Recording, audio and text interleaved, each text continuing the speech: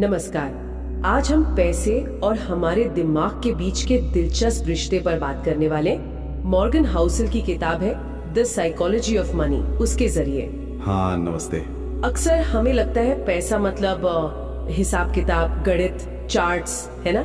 लेकिन ये किताब बताती है कि हमारी आर्थिक सफलता या असफलता का बड़ा हिस्सा हमारी सोच से जुड़ा है, हमारे व्यवहार और हमारी भावनाओं से तय होता है। हाँ, ये एक बहुत जरूरी बात है। देखिए, आर्थिक दुनिया में कामयाब होने के लिए आप क्या जानते हैं, उससे कहीं ज्यादा जरूरी ये है कि आप व्यवहार कैसे करते हैं। अच्छा। हाँ, मतलब स्मार्ट से स्मार्ट इंसान भी पैसे के मामले में कभी कभी अजीब फैसले ले सकता है, अगर उसका व्यवहार, उसका टेम्परमेंट सही ना हो। ये सब दिमागी खेल है एक तरह से। तो आज हम यही करने वाले हैं। इस किताब के जरिए पैसे से जुड़े कुछ अहम मनोवैज्ञानिक विचारों को समझेंगे। हमारा मकसद है उन बुनियादी सच्चाइयों को सामने लाना जो हमें शायद स्कूलों या फाइनेंस की किताबों में नहीं सिखाई जाती। बिल्कुल। लेकिन हमारी आर्थिक जिंदगी पर गहरा असर डालती है। तो चलिए इस दिमागी सफर पर निकलते हैं। सबसे पहले इस विचार को लेते हैं कि पैसे को लेकर कोई भी पागल नहीं है। सुनने में थोड़ा अजीब लगता है ना? हाँ, नो वन्स क्रेजी। ये किताब का पहला और शायद सबसे बुनियादी सबक है। इसका मतलब ये है कि हर इंसान पैसे से जुड़े फैसले अपने निजी अनुभवों के आधार पर लेता है। मतलब जिस माहौल में वो बड़ा हुआ, हाँ। जिन आर्थिक हालातों को उसने देखा, चाहे वो मंदी का दौर हो या तेजी का, वो सब मिलकर पैसे को लेकर उसकी सोच बनाते हैं। उसका नजरिया, या जिसे हम मनी माइंडसेट कह सकते हैं, वो बनाते हैं। तो मतलब अगर कोई लॉटरी के टिकट पर पैसे खर्च करता है, जिसे शायद हम फिजूल खर्ची कहें, तो हो सकता है उसके अनुभव में वही अमीर बनने का एकमात्र रास्ता हो सकता है। या कोई शेयर बाजार से बिल्कुल दूर रहता है क्योंकि उसने बचपन में अपने परिवार को भारी नुकसान उठाते देखा है। बिल्कुल। किताब यही समझाने की कोशिश करती है कि जो फैसला एक व्यक्ति के लिए बेवकूफी भरा लगे, वो दूसरे के लिए उसके अपने अनुभवों के हिसाब से पूरी तरह तर्कसंगत हो सकता है। इसलिए दूसरों के आर्थिक फैसलों पर उंगली उठाने से पहले ये समझना जरूरी है कि उनकी कहानी क्या है, उनका संदर्भ क्या है। उनके नजरिए का सम्मान करना जरूरी है, भले ही हम उससे सहमत न हो। ये बात समझ में आती है। और इसी से जुड़ा एक और पहलू है किस्मत और जोखिम का। किताब कहती है कि हम सफलता का सारा श्रेय मेहनत और फैसलों को दे देते हैं। हाँ, और असफलता का ठीकरा खराब फैसलों पर फोड़ देते हैं। जबकि असल में किस्मत और जोखिम, इनका भी बड़ा हाथ होता है। बहुत बड़ा। हाँ, ये एक ऐसा सच है जिसे हम अक्सर नजरअंदाज कर देते हैं। बिल गेट्स का उदाहरण दिया गया है। वो जीनियस थे, मेहनत की, लेकिन ये भी सच है कि वो दुनिया के उन गिने चुने स्कूलों में से एक में पढ़ते थे जहां उस जमाने में कंप्यूटर था। अच्छा। वो सही समय पर सही जगह थे। ये किस्मत थी। दूसरी तरफ उनके ही एक बेहद प्रतिभाशाली दोस्त थे, केंट इवांस, जिनकी स्कूल में ही एक पहाड़ चढ़ते हुए मौत हो गई। उनमें भी उतनी ही क्षमता थी, शायद ज्यादा, लेकिन जोखिम उनके खिलाफ गया। तो इसका मतलब ये हुआ कि हमें नतीजों से किसी को आंकने में जल्दबाजी नहीं करनी चाहिए। सफलता सिर्फ काबिलियत का नतीजा नहीं और असफलता सिर्फ नालायकी का। सही बात है। किस्मत और जोखिम, ये दो अदृश्य ताकतें हैं जो हमेशा मौजूद रहती हैं। इन्हें पहचानना और स्वीकार करना हमें ज्यादा विनम्र बनाता है और दूसरों के प्रति ज्यादा सहानुभूति भी। हाँ। साथ ही अपने फैसलों में भी हमें ये ध्यान रखना चाहिए कि सब कुछ हमारे नियंत्रण में नहीं है। सही बात है। लेकिन कभी कभी लोग सफल होने के बाद भी रुकते नहीं। एक अजीब सी बेचैनी होती है, वो कभी काफी नहीं वाली भावना। किताब में इसका भी जिक्र है। ऐसा क्यों होता है कि अरबों कमाने के बाद भी इंसान और ज्यादा के पीछे भागता रहता है? हाँ, ये इंसान के मनोविज्ञान का एक पेचीदा पहलू है। इसे सोशल कंपैरिजन यानी सामाजिक तुलना से जोड़ा जा सकता है। हम अपनी हैसियत अक्सर दूसरों के मुकाबले में देखते हैं। अच्छा। जब आप एक खास मुकाम पर पहुंचते हैं तो आप अपनी तुलना उस मुकाम के दूसरे लोगों से करने लगते हैं और ये दौड़ कभी खत्म नहीं होती। किताब में रजत गुप्ता का उदाहरण है। हाँ, वो गोल्डमैन सैक्स वाला। वही मैकिंजी के सीईओ, गोल्डमैन सैक्स के बोर्ड मेंबर, करोड़ों की दौलत, सब कुछ था, फिर भी और कमाने के लालच में इनसाइडर ट्रेडिंग की। मतलब कंपनी की अंदरूनी जानकारी का इस्तेमाल करके गैर कानूनी तरीके से शेयर खरीदे बेचे। हाँ, बिल्कुल। नतीजा जेल। ये एक चेतावनी है। तो ये एक चेतावनी है कि कितना काफी है ये तय करना बहुत जरूरी है, वरना लालच इंसान को कहीं का नहीं छोड़ता। बिल्कुल। सबसे बड़ी आर्थिक समझदारी शायद यही है कि आप अपनी जरूरतें समझें और एक काफी है का लक्ष्य तय करें, वरना हमेशा असंतोष बना रहेगा। ये अमीर होने से ज्यादा जरूरी है शायद। अच्छा, अब उस चीज पर आते हैं जिसे अक्सर दौलत बनाने का सबसे ताकतवर हथियार कहा जाता है, कंपाउंडिंग। वॉरेन बफे का नाम इसके साथ हमेशा जुड़ता है। किताब इसे कैसे समझाती है? किताब कंपाउंडिंग को सिर्फ गणितीय फॉर्मूले की तरह नहीं देखती, बल्कि इसे धैर्य और समय के खेल के रूप में देखती है। बफे ने बहुत छोटी उम्र, करीब 10 साल की उम्र से निवेश शुरू किया। 10 साल की उम्र से? हाँ। और दशकों तक लगातार करते रहे। इसमें कोई रॉकेट साइंस नहीं था, बस लंबा समय और लगातार टिके रहना था।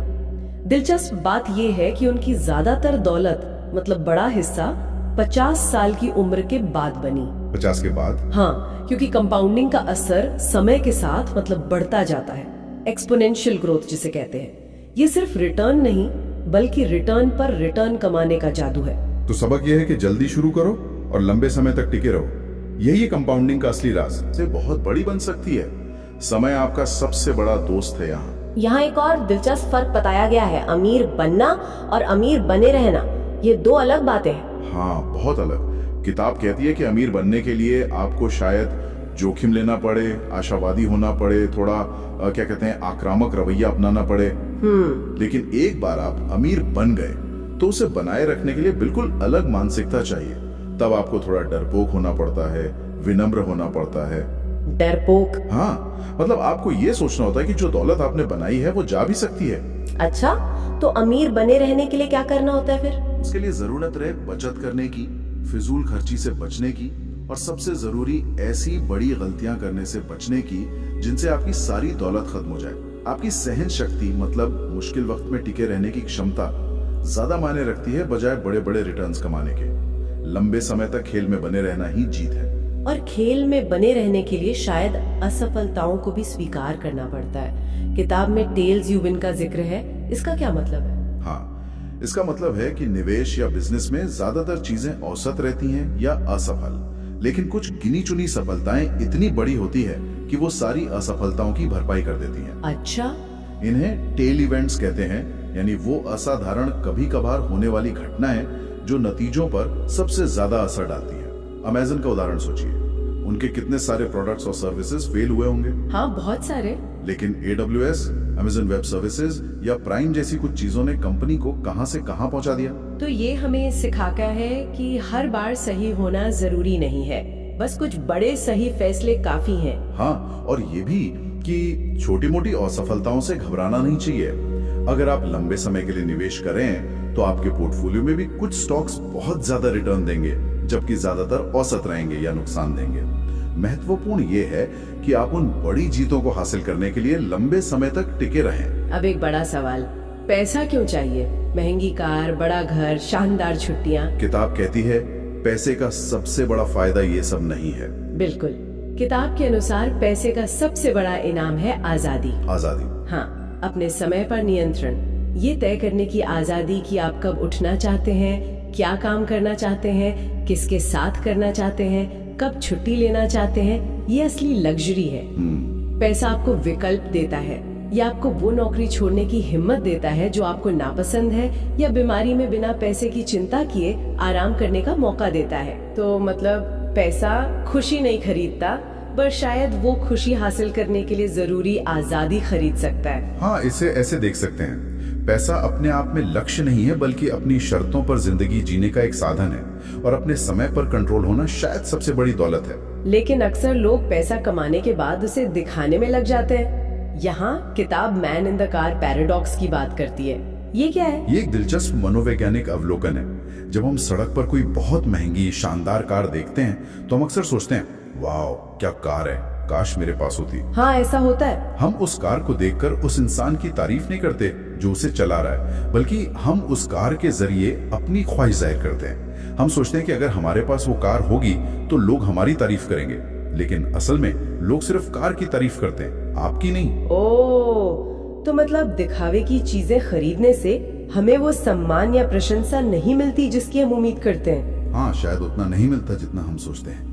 लोग आपकी चीजों से ज्यादा इस बात पर ध्यान देते हैं कि आप उनके साथ कैसा व्यवहार करते हैं, आपका चरित्र कैसा है। असली सम्मान इन चीजों से आता है, दिखावे से नहीं। और इसी से जुड़ा अगला विचार है कि असली दौलत वो है जो दिखती नहीं।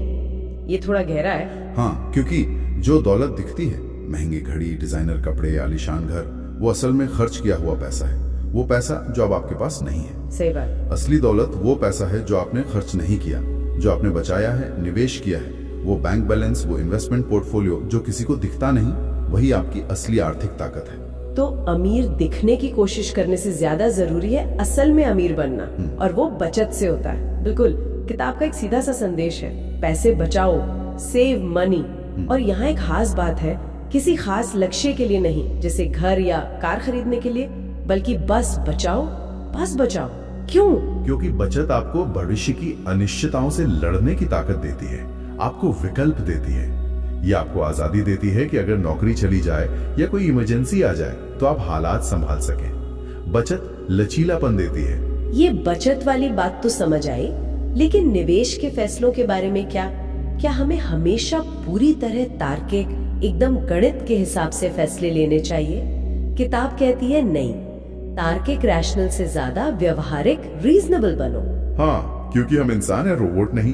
हम भावनाओं से चलते हैं। हो सकता है गणित के हिसाब से सबसे अच्छा फैसला हो कि आप अपना सारा पैसा शेयर बाजार में लगा दें। लॉन्ग टर्म में शायद रिटर्न अच्छा मिले। हाँ। लेकिन अगर बाजार 30% गिर जाए और आप डर के मारे रात को सो ना पाएं और फिर घबराकर सब बेचकर बाहर निकल जाएं, तो वो गणितीय तर्क किस काम का? सही बात है। बेहतर है कि आप एक ऐसी रणनीति अपनाएं जो शायद थोड़ी कम आक्रामक हो, लेकिन जिसके साथ आप मानसिक शांति से टिके रह सकें, खासकर मुश्किल वक्त में। तो मतलब ऐसा रास्ता चुनना जो हमें रात को सोने दे, भले ही वो कागज पर सबसे फायदेमंद न दिखे। बिल्कुल, व्यवहारिक होना ज्यादा जरूरी है।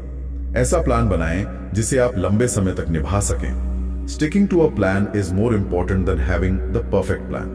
और निभाते हुए ये भी याद रखना है कि भविष्य अनिश्चित है। सरप्राइज किताब का एक और सबक। हाँ, दुनिया लगातार बदल रही है। अर्थव्यवस्था, टेक्नोलॉजी, यहाँ तक कि हमारे अपने लक्ष्य और जरूरतें भी। इतिहास हमें गाइड कर सकता है, लेकिन भविष्य की गारंटी नहीं दे सकता।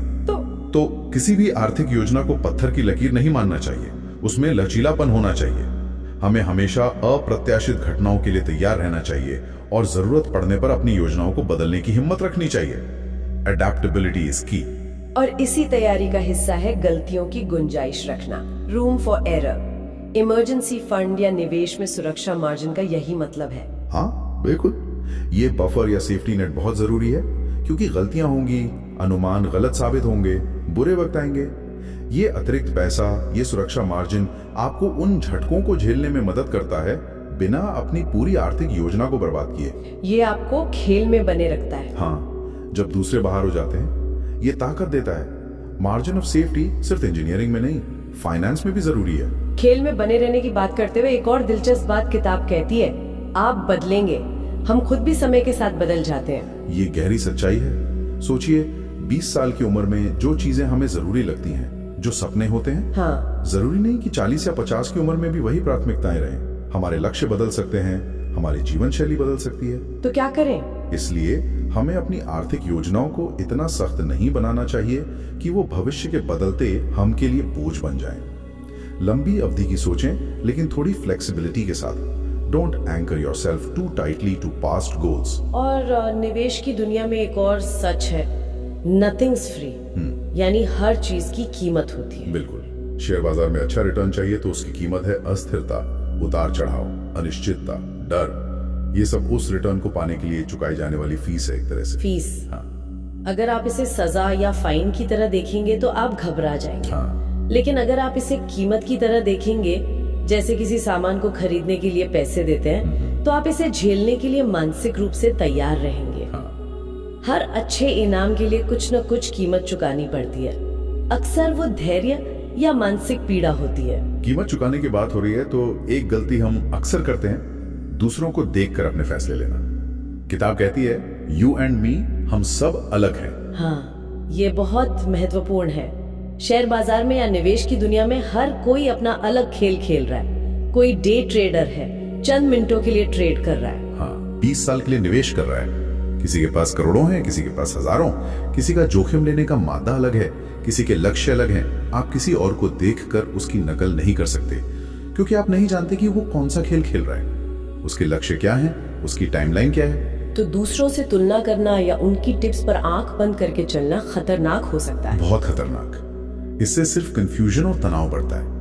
अपनी आर्थिक यात्रा अपने लक्ष्यों, अपनी परिस्थितियों और अपनी जोखिम सहने की क्षमता के हिसाब से तय करनी चाहिए।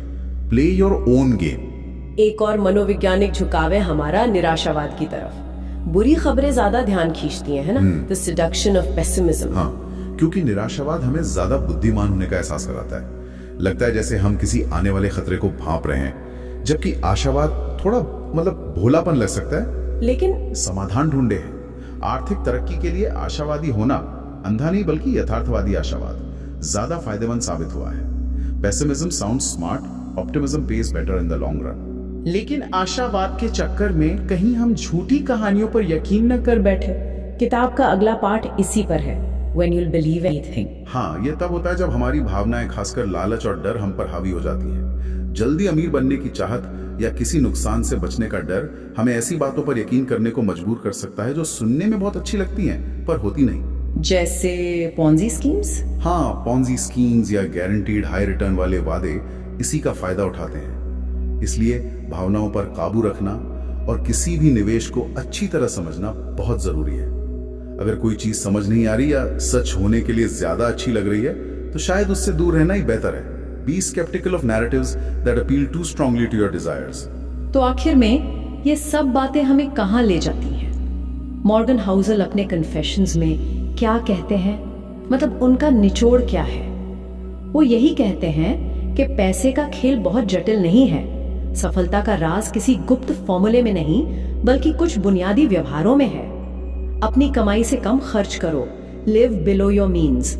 हाँ, जो बचता है उसे लगातार निवेश करो, लंबे समय तक धैर्य रखो, भावनाओं को, खासकर लालच और डर को अपने ऊपर हावी मत होने दो। और सबसे जरूरी याद रखो कि पैसे का असली मकसद ज्यादा पैसा कमाना नहीं, बल्कि अपनी जिंदगी पर नियंत्रण पाना और मन की शांति हासिल करना है। It's more about behavior than intelligence। तो कुल मिलाकर ये किताब हमें यही सिखाती है कि पैसा बनाने और संभालने का खेल गणित के नंबरों से ज्यादा हमारे दिमाग का, हमारी आदतों का, हमारी भावनाओं का खेल है। सही व्यवहार, सही मानसिकता ज्यादा मायने रखती है। बिल्कुल। और इन मनोवैज्ञानिक पहलुओं को समझना ही असली आर्थिक समझदारी है। जैसा कि किताब में कहीं कहा गया है, लक्ष्य सिर्फ अमीर बनना नहीं, लक्ष्य आजाद होना है। फ्रीडम। हाँ, फ्रीडम। पैसा शायद सीधे खुशी ना खरीद सके, पर वो आपको अपनी शर्तों पर जीने की आजादी जरूर दे सकता है, और शायद वही सबसे बड़ा रिटर्न है। वाकई ये एक अलग नजरिया है पैसे को देखने का। आज की इस बातचीत के बाद एक सवाल मन में आता है, पैसे से जुड़े इन मनोवैज्ञानिक पहलुओं को समझने के बाद क्या इसे लेकर हमारी सोच में कुछ बदलाव आया है? और अगर हाँ, तो वो कौन सा एक व्यवहारिक कदम हो सकता है जिसे हम आज से ही अपनी आर्थिक जिंदगी में शामिल करने की कोशिश कर सकते हैं? इसके बारे में सोचिएगा जरूर।